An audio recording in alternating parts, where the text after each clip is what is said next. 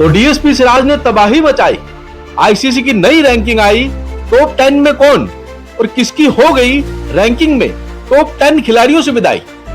भारत बनाम इंग्लैंड 5 मैचों की टेस्ट सीरीज खेली गई और उसके खत्म होने के बाद आईसीसी की जो पहली और लेटेस्ट रैंकिंग आई है उसमें डीएसपी सिराज, जी हाँ, हमारे मोहम्मद सिराज, जिन्होंने इंग्लैंड के खिलाफ पूरी सीरीज में कमाल किया और आखिरी टेस्ट हिंदुस्तान को जितवाकर सीरीज 2-2 के बराबर की।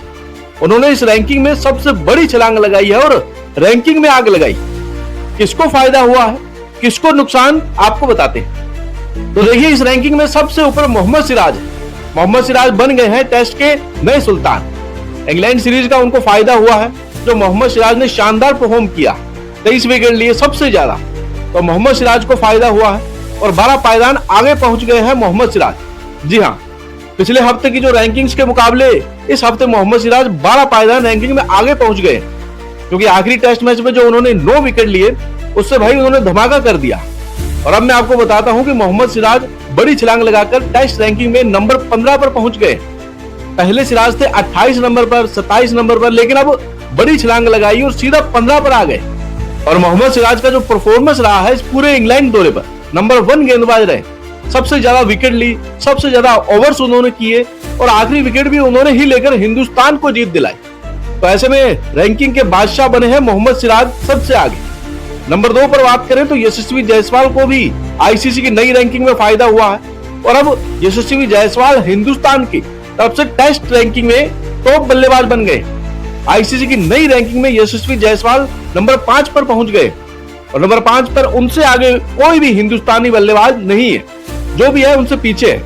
और आपको बताया कि 5वें टेस्ट मैच में यशस्वी जायसवाल ने शानदार शतक लगाया था, जिसका इनाम उनको मिला और रैंकिंग में वो आगे पहुंच गए।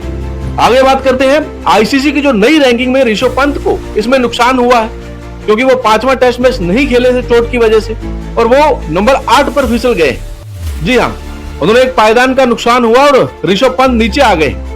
बात करें शुभमन गिल की, शुभमन गिल ने इस पूरी सीरीज में सबसे ज्यादा रन बनाए, 754 रन, लेकिन जो आखिरी टेस्ट मैच में उनकी बड़ी पारी नहीं आई, उस वजह से शुभमन गिल अब टॉप 10 से बाहर हो चुके हैं और अब शुभमन गिल आईसीसी की नई रैंकिंग में नंबर 13 पे है।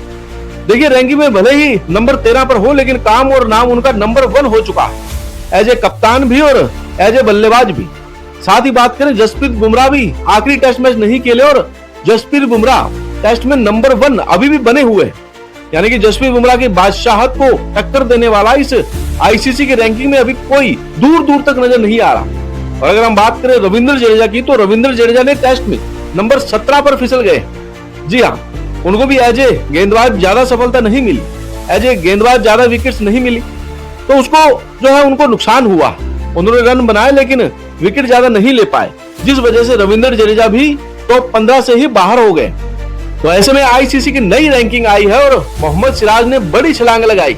यशस्वी जायसवाल के लिए भी गुड न्यूज आई, लेकिन बाकी जितने भी खिलाड़ी हैं उनको थोड़ा सा नुकसान हुआ है।